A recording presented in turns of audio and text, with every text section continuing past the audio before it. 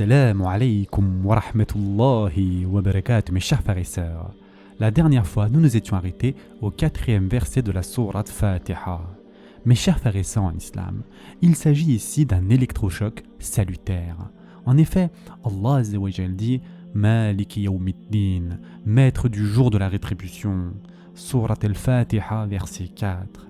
Pourquoi Allah Azza wa Jal choisit-il le mot Malik, c'est-à-dire maître, possesseur, souverain?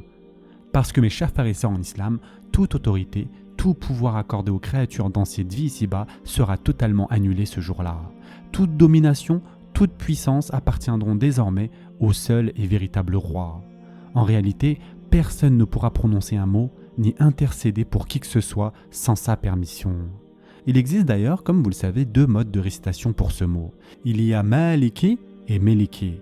Maliki, dérivé de la possession, signifie propriété absolue, tandis que Meliki, dérivé de la royauté, signifie la souveraineté du roi. Deux sens complémentaires qui soulignent donc le contrôle et l'autorité absolue d'Allah Azza wa Jal en ce jour redoutable. Et en effet, Allah Azza wa Jal décrit à de nombreuses reprises ce jour dans le Coran. Le jour où vous le verrez, toute nourrice oubliera ce qu'elle allaitait, et toute femelle enceinte avortera de ce qu'elle portait, et tu verras les gens ivres alors qu'ils ne le sont pas, mais le châtiment d'Allah est dur. Surat al-Hajj, verset 2. Allah Azza wa Jal dit aussi le jour où l'homme s'enfuira de son frère, de sa mère, de son père, de sa compagne et de ses enfants. Surat Abasa, versets 34 à 36. Ce jour-là, les cieux seront pliés comme on roule un parchemin écrit dans sa main droite. La trompe sera soufflée et tout ce qui est dans les cieux et sur la terre tombera foudroyé, sauf ce qu'Allah Azza wa Jal voudra. Qui restera-t-il alors? L'ange chargé de la trompe. Allah Azza wa Jal prendra alors son âme aussi. Qui restera alors? Plus personne. Allah Azza wa Jal alors appellera à qui appartient la royauté aujourd'hui? Silence. À qui appartient la royauté aujourd'hui? Aucune réponse. À qui appartient la royauté aujourd'hui? Un silence de mort. Alors Allah Azza wa Jal répondra lui-même à Allah, l'unique, le dominateur suprême. Surat Ghafir, verset 16. Puis la trompe sera soufflée une seconde fois, et voilà qu'ils se lèveront, regardant autour d'eux. La terre resplendira de la lumière de son Seigneur. Ton Seigneur viendra, ainsi que les anges, rang par rang, et l'enfer sera amené ce jour-là, exposé à la vue de tous. Le soleil s'approchera au-dessus des têtes, en un jour dont la durée sera de 50 000 ans. Alors une question s'impose. Comment être sauvé des horreurs de ce jour-là? La réponse arrive juste après, mes chers frères et sœurs en islam. En attendant, invoquons ces images réelles et bouleversantes chaque fois que nous disons Maliki yawmiddin. Dans ta salah, marque une pause sur ces mots, qu'ils ne tombent pas sur des oreilles sourdes ni sur des cœurs fermés, car le cœur du véritable croyant oscille toujours entre deux états, l'espoir en la miséricorde d'Allah Azza wa Jal et la crainte de son courroux et de son châtiment. C'est cet équilibre qui maintient le cœur vivant. Mes chers frères et sœurs en islam, voyons maintenant la clé du salut. Iyyaka na'budu wa iyyaka nasta'in. C'est toi seul que nous adorons et c'est toi seul dont nous implorons secours. Surat al-Fatiha, verset 5. Si nous prenions réellement le temps de méditer sur Malik yawmiddin, ce verset devrait nous secouer profondément. Beaucoup, lorsqu'ils se tiennent en prière, ne prêtent aucune attention aux paroles qu'ils prononcent. Ces mots ne descendent jamais jusqu'au cœur. Ils ne sont qu'une récitation mécanique de phrases mémorisées. Allah Azza wa Jal ne dit-il pas pourtant? Ne médite-t-il pas sur le Coran? Ou y a-t-il des cadenas sur leur cœur? Surat Muhammad, verset 24.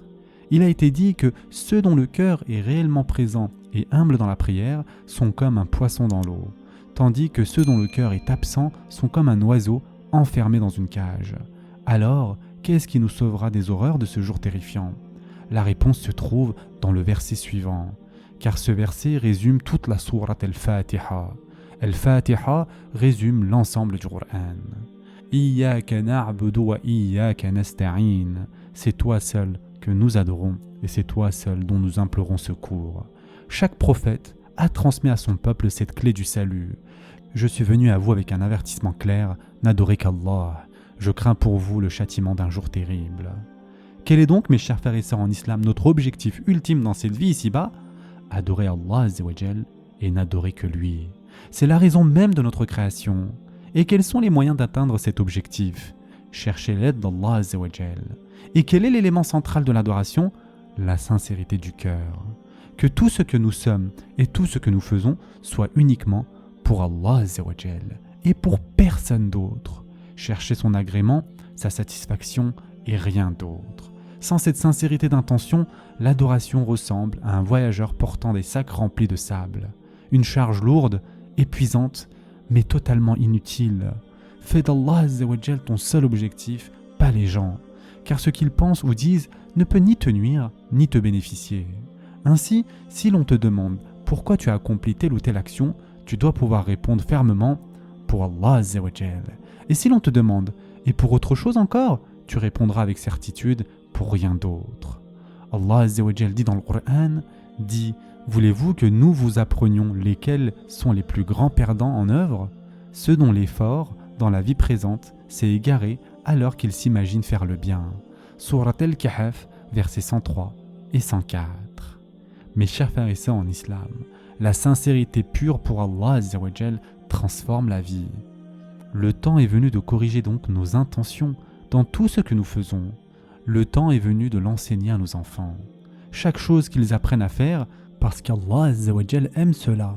Chaque chose qu'ils doivent éviter parce qu'Allah Azza wa Jal n'aime pas cela. Qu'ils apprennent que leur récompense vient d'Allah subhanahu wa ta'ala seul et non des gens. Certes, la sincérité absolue n'est pas facile à atteindre, mais elle n'est pas impossible. Pourquoi? Parce qu'Allah Azza wa Jal nous a enseigné les paroles clés. Wa iyyaka nasta'in, et c'est de toi seul que nous demandons l'aide. Si Allah Azza wa Jal t'aide, rien ne t'est impossible. Tout est entre ses mains.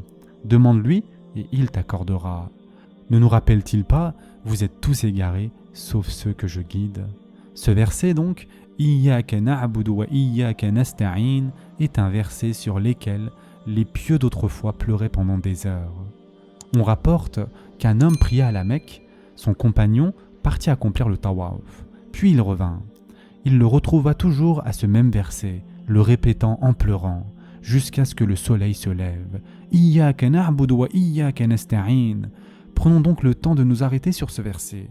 Laissons-le nettoyer notre cœur de toute trace d'ostentation, d'hypocrisie ou de duplicité, car c'est ici que commence le salut. Ce sera tout pour aujourd'hui. En attendant, prenez soin de vous mes chers frères et sœurs et à très prochainement, Inch'Allah.